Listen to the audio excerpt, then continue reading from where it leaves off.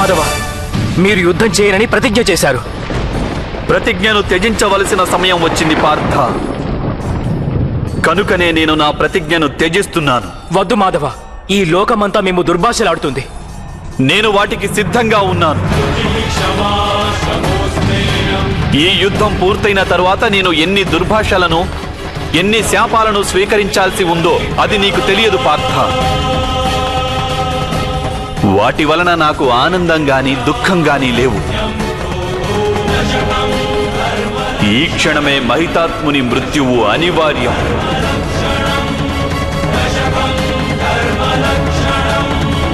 వద్దు మాధవ, మీరు నాకు ఒక అవకాశం ఇవ్వండి. నా మనసులోని మోహాన్ని త్యజించి ఎట్టి పరిస్థితుల్లోనైనా పితామహులను పరాజితం చేస్తాను.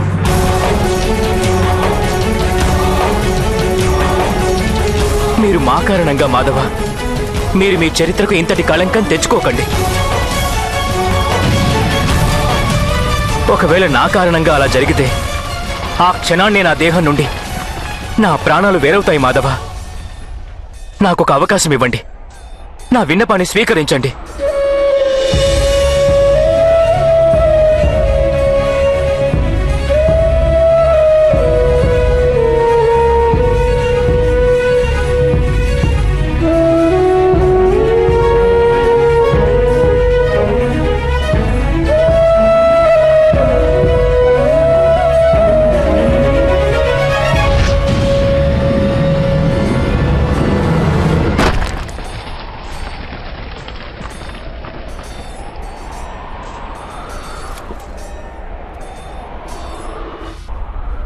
మీ పితామహులకు ముక్తినివ్వు పార్థ.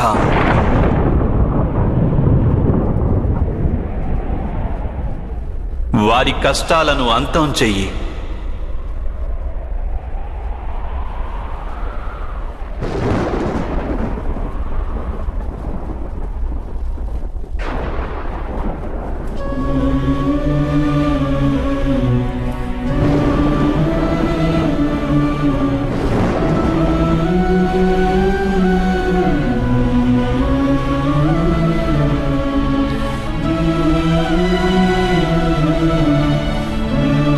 ఇక మీ కర్తవ్యం ఏమిటంటే మీరందరూ సంపూర్ణ సంకల్ప బలంతో ఈ యుద్ధం చేయాలి. ఎటువంటి బలిదానం ఇవ్వవలసి వచ్చినా చిరునవ్వుతో ఆ బలిదానం ఇవ్వండి. అనగా నన్ను వధించడం కూడా మీ కర్తవ్యమే. ఒకవేళ మీలో ఎవరైనా సరే మీ కర్తవ్యాన్ని గనక విస్మరిస్తే మీ పితామహునికి నిరాశ కలుగుతుంది.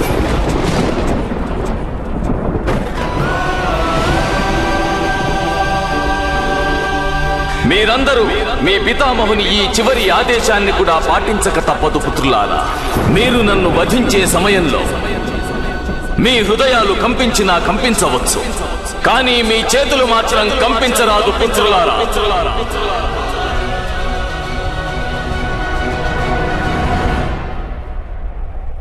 నాకు ముక్తిని ప్రసాదించు అర్జున.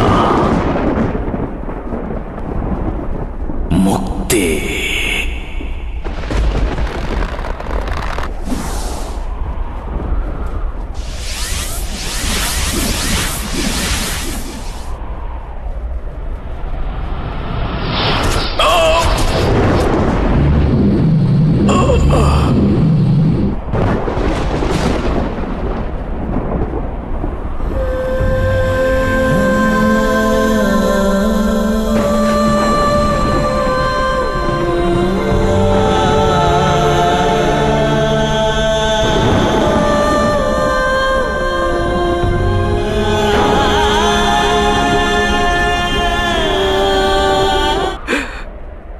పుత్ర అర్జున, దుఃఖించకు.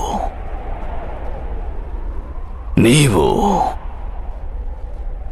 కేవలం నా ఆదేశాన్ని నిర్వర్తించావు.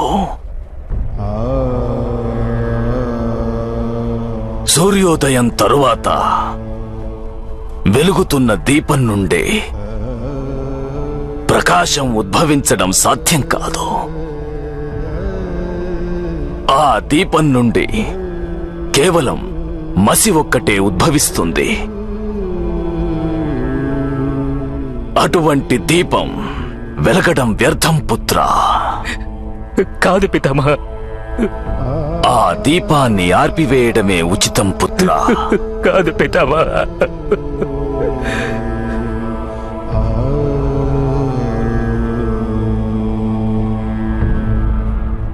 పుత్ర అర్జున, ఆ దీపం స్వయంగా తనంతట తానుగా ఆరిపోలేదు.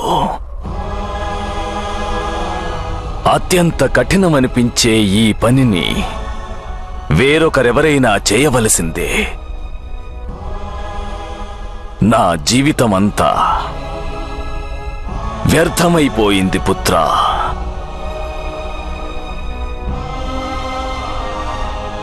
వ్యర్థమైపోయింది. కాదు పితామహ, మీ జీవితం వ్యర్థం కాలేదు. నాకు మీ మార్గదర్శనం ఎంతో అవసరం ఉంది పితామహ. మా అందరికీ మీ మార్గదర్శకం అవసరం పితామహ. ధర్మమే అందరికీ మార్గం. అలాగే మనస్సే అందరికీ మార్గం చూపిస్తుంది.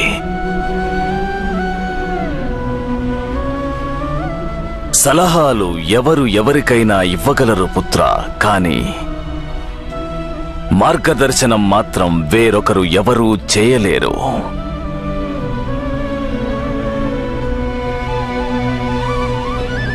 మీరందరూ సత్య మార్గాన్ని తెలుసుకునేందుకు సమర్థులు.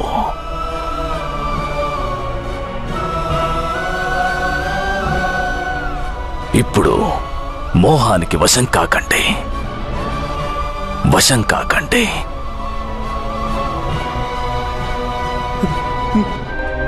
పరమాత్ముడు శ్రీకృష్ణుడు ఒక్క క్షణంలో నా కళ్ళు తెరిపించాడు. వారిని శరణు వేడుకో పుత్ర అర్జున. నీవు నీ బంధనాల నుండి విముక్తుడవు కాగలవు. ఇది మోహం కాదు పితామహ, ఇది ప్రేమ. మోహం ఇతరులను బంధించాలని ప్రయత్నిస్తుంది, కానీ ప్రేమ మనల్ని ఇతరులతో బంధం వేస్తుంది. తాపసులకు కూడా ప్రేమించే అధికారం ఉంది మహితాత్మ భీష్మ. జీవన పర్యంతం మీరు బంధనాల బాధనే అనుభవిస్తూ వచ్చారు. ఇప్పుడు జీవించి ఉండి ముక్తిని ఆనందించే అవకాశం మీకుంది మహితాత్మ.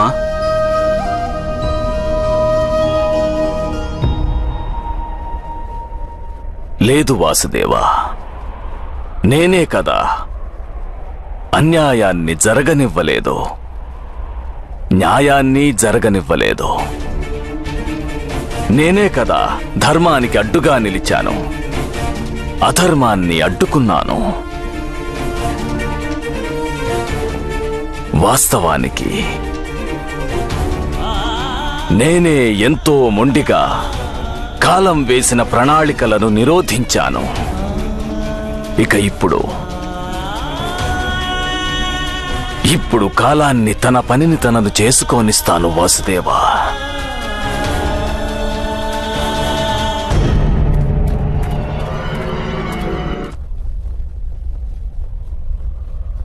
స్వర్గం నరకం మనిషి చేసే కర్మల వలన లభించేవి, సూర్యుని గతి వలన కాదు. సంప్రదాయాలను విడనాడి ధర్మం యొక్క వాస్తవిక స్వరూపాన్ని ఏ క్షణాన అయితే మహితాత్ములు భీష్ములు తెలుసుకున్నారో అప్పుడే స్వర్గంలో స్థానం సంపాదించుకున్నారు. కనుక అనవసరంగా దుఃఖించబోకు బావా భీమా.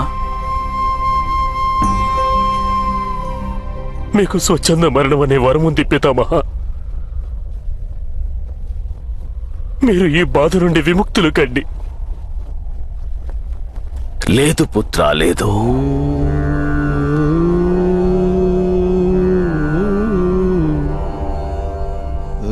బాధ అనేది మన ఆత్మకు గంగా స్నానంతో సమానమైంది పుత్ర. బాధ ఆత్మను శుద్ధి చేస్తుంది పుత్ర.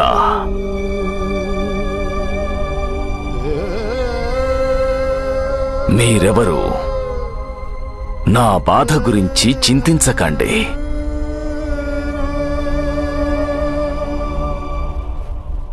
నేను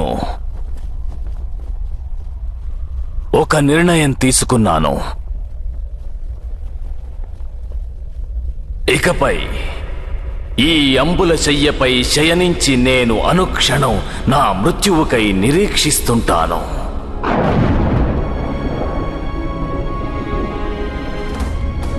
జీవితంలో నేను చేసిన పనులన్నీ శరాలుగా మారి నా శరీరాన్ని బాధిస్తూ ఉంటాయి వాసుదేవా.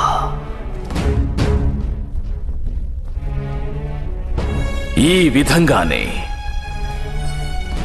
లోకంలోని ప్రతి వృద్ధుడిని తాను చేసిన పనులు బాధిస్తూనే ఉంటాయి.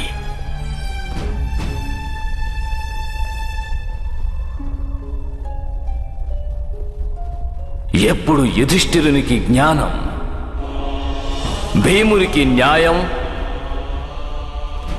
అర్జునునికి ప్రతిష్ఠ, నకులునికి సహదేవునికి సుఖము సంతోషము ప్రాప్తిస్తాయో అప్పుడే నేను ఈ భౌతిక దేహాన్ని త్యజిస్తాను.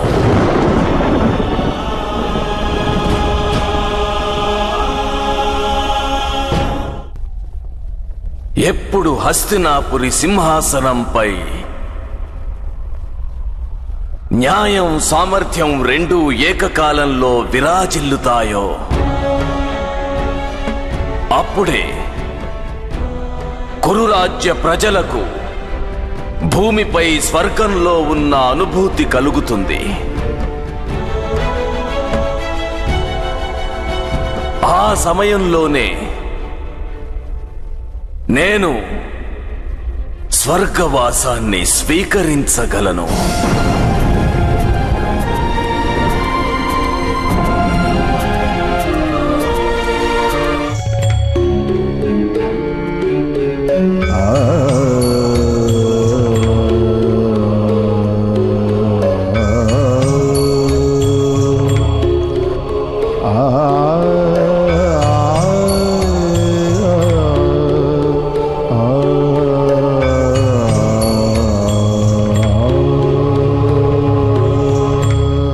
మహితాత్మ,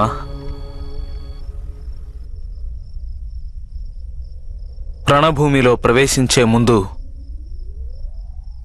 మీకు నేను ప్రణామం చేయాలనొచ్చాను. మీకు ఇచ్చేందుకు నా వద్ద ఎటువంటి ఆశీస్సులు లేవు అంగరాజా. నాకు తెలుసు మహితాత్మ, మీకు నా అస్తిత్వం అంటే ద్వేషమని. మీరు సదా నన్ను అవమానిస్తూ వచ్చారు. సదా నన్ను హస్తినాపురికి దూరంగా ఉంచే ప్రయత్నం చేశారు మీరు. కానీ మహితాత్మ, మీ పట్ల ఎప్పుడూ నాకు గౌరవం లోపించలేదు. మూర్ఖుడివి నీవు కుంతిపుత్ర.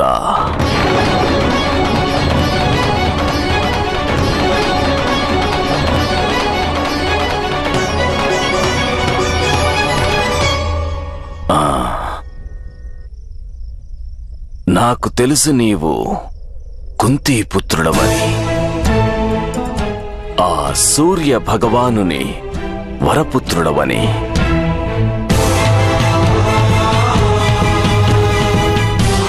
పంచ పాండవులకు అగ్రజుడవు నీవని.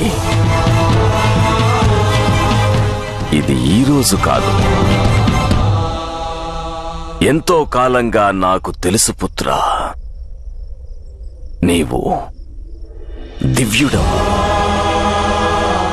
నీపై ద్వేషం కాదు, కరుణ కారణంగా నేను నిన్ను హస్తినాపురికి దూరంగా ఉంచే ప్రయత్నం చేశాను. ఎందుకంటే నాకు తెలుసు, పాదరసం స్పర్శతో స్వర్ణం తెల్లగా మారుతుంది. కానీ తామ్రంలో ఎటువంటి మార్పు రాదు. అదేవిధంగా దివ్యత్వం ఎంత అధికమైతే పతనం కూడా అంత అధికమవుతుంది.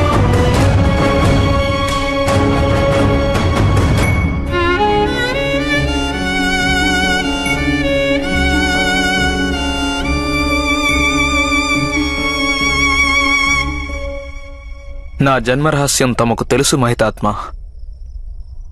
కానీ నా జీవిత రహస్యం తెలుసునా మీకు? సమస్త సమాజం ఒక వ్యక్తిని తృణీకరిస్తుంటే వానికి జీవితం అంతా మృత్యువుతో సమానమనిపిస్తుంది. నదిలో మునిగిపోతున్న మనిషి మొసలి వీపుపై కూర్చొనైనా తన ప్రాణాలను కాపాడుకునే ప్రయత్నం చేస్తాడు. యావత్ సమాజం తృణీకరిస్తుంటే ఆ వ్యక్తి ధర్మాధర్మాల తారతమ్యం తెలుసుకోలేడు మహితాత్మ. నాకు తెలుసు పుత్రా. బీజం ఎక్కడ పడుతుందో అక్కడే మొలక వేస్తుంది. అది తన స్థానాన్ని మార్చుకోలేదు. ఇది నీ దౌర్భాగ్యం పుత్రా. నీకు ఆ అధర్మపరుల మధ్య సర్వప్రథమంగా స్థానం లభించింది. ఇక నీ దౌర్భాగ్యమే యావత్ సమాజానికి దౌర్భాగ్యంగా మారింది.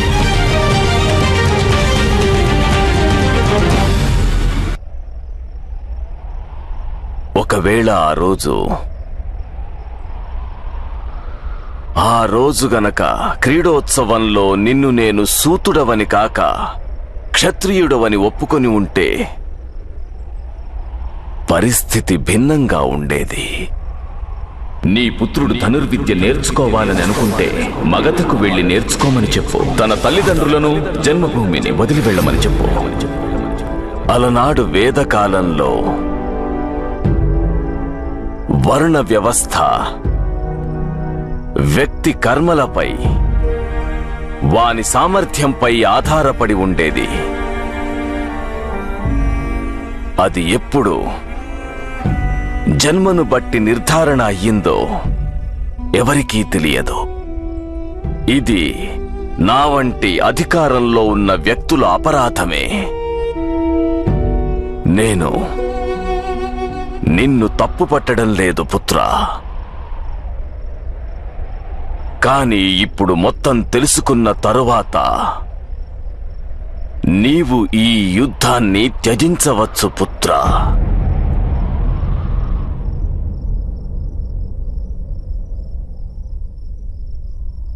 ఇప్పుడు అవకాశం లేదు మహితాత్మ. నా మిత్రుడు నా జీవితానికి ఒక అర్థం కల్పించాడు మహితాత్మ. యుద్ధాన్ని త్యజించి ఇప్పుడు నేను వాని మృత్యువుకు కారణభూతం కాలేను. ఏది ఉచితమనిపిస్తే నీవు అదే చెయ్యి. విధి తన మార్గాన్ని తానే నిర్ణయించుకుంటుంది పుత్రా. మన సంకల్పాలు ఇష్టం అయిష్టం వలన ఏం జరుగుతుంది? నేను నీకు జయం కలగాలన్న ఆశీర్వాదం ఇవ్వలేను పుత్రా. కానీ నీవు ఇంకేదైనా ఆశీర్వాదం కావాలనుకుంటే అవశ్యం అడగవచ్చు. మీరు నాకు ఒక్క ఆశీర్వాదం ఇవ్వండి మహితాత్మ.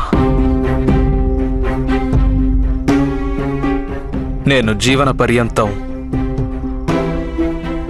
కేవలం ప్రతిష్టను పొందాలని ప్రయత్నించాను. నేను మరణించిన తరువాత ప్రపంచంలో నా పేరు ప్రతిష్ట నిలిచి ఉంటాయని ఇప్పుడు నన్ను ఆశీర్వదించండి మీరు.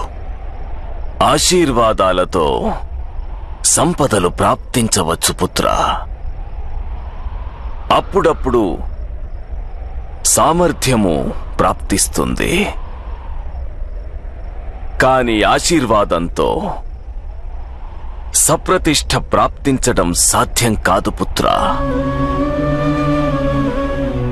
నీవు ప్రతిష్టను పొందాలనుకుంటే విజయం కోసం యుద్ధం చేయి, వధించేందుకు కాదు. మనుష్యులను వధించడం వంచనతో కపటంతో కూడా సాధించవచ్చు, కానీ విజయాన్ని పొందేందుకు సామర్థ్యమే ఉపయోగపడుతుంది. అలా చేస్తేనే ప్రతిష్ఠ లభిస్తుంది పుత్రా. నేను నిన్ను ఆశీర్వదిస్తున్నాను. నీవు నిజంగా నీ సామర్థ్యం మీద విశ్వాసముంచి వంచనను కపటాన్ని ప్రయోగించకుండా ఉంటే అవశ్యం నీకు ప్రతిష్ఠ ప్రాప్తించగలదు పుత్రా.